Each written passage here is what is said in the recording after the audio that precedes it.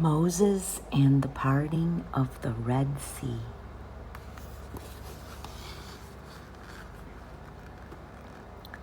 As a baby, Moses was saved by an Egyptian princess.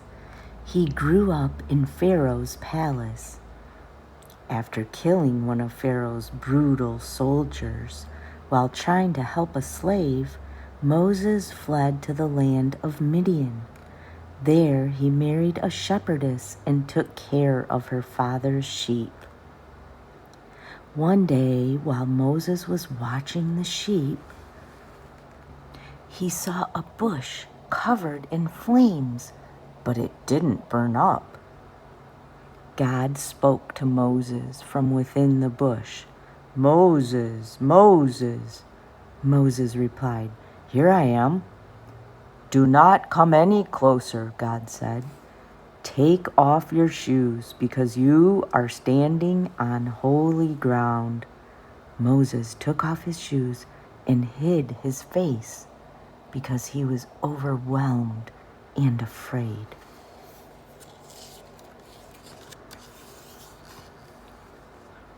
Then God said, "I have seen how my people are suffering in their slavery and have come to rescue them.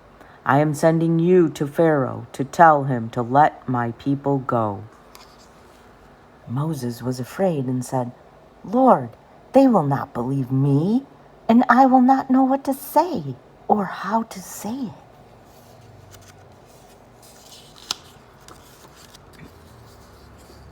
God told Moses, "Bring your brother Aaron with you to help you speak. I will be with you both." So Moses took his wife and sons and journeyed back to Egypt. Moses and Aaron stood before Pharaoh and said, "You must let God's people go so they can worship him, or he will send plagues on Egypt." Pharaoh said, "I don't know your God. I will not let your people go."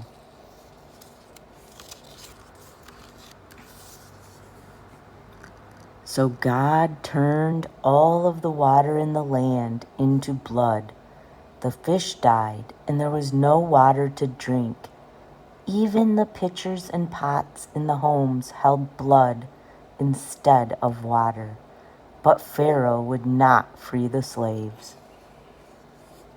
Then God sent thousands and thousands of frogs. They filled the river and came into the houses. Frogs were on beds and in ovens and on tables. Frogs were everywhere. Pharaoh said to Moses, "Ask your God to take all of the frogs away, and then I will let your people go." But when the frogs were gone, Pharaoh still said no.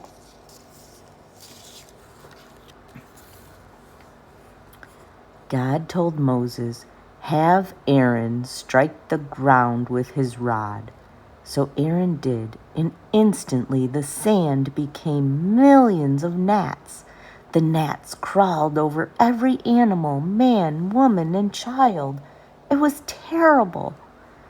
Then Moses said to Pharaoh, "Let my people go." And Pharaoh said, "No."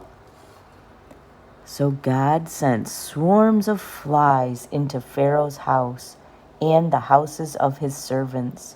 Soon flies covered the entire land. Pharaoh told Moses, "I will let everyone go. Just ask your God to take these flies away." But when the flies were gone, Pharaoh changed his mind and would not let the people go.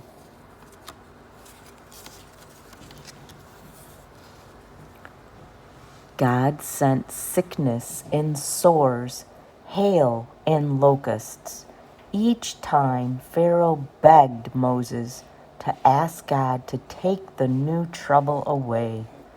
And each time Moses did, Pharaoh would still refuse to let the people go. God told Moses to stretch his hand toward the sky. Darkness spread over Egypt. After 3 days, Pharaoh sent for Moses. Go, but your animals must stay in Egypt." When Moses said, "Our animals must go with us to serve the Lord," Pharaoh did not let the people go. God told Moses, "I will bring one more plague. After this, Pharaoh will let you go."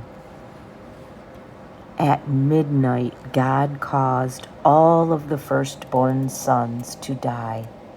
Moses instructed the Israelites to put the blood of a lamb on their doorways so that the angel of death would pass over their homes. Pharaoh's own son died. In his great sorrow, Pharaoh called for Moses and Aaron and said, "Leave Egypt, take your people and animals and go."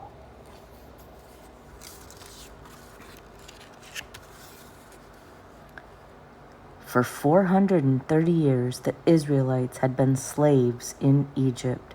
Now they packed all that they had and left with their children, their herds, and flocks of animals to follow Moses out of Egypt. God guided them with a visible pillar of cloud by day and a pillar of fire by night. Soon the Israelites came to the edge of the Red Sea. When Pharaoh realized that the Israelites had fled, he changed his mind and said, "What have I done?" Pharaoh and his army chased the Israelites. When the Israelites saw the Egyptians, they were terrified. Then God told Moses, "Lift up your rod over the water." The Israelites watched as Moses followed God's instructions. God rolled the sea back so the people could walk through on dry ground. Once the Israelites were across the sea, God told Moses to stretch his hand over the sea. The waves fell upon Pharaoh's army, and they were all drowned. The Israelites were safe. God wanted the Israelites to believe in him and put their trust in him. God wants us to believe in him too. If we put our faith and trust in God, he will always be there to help us.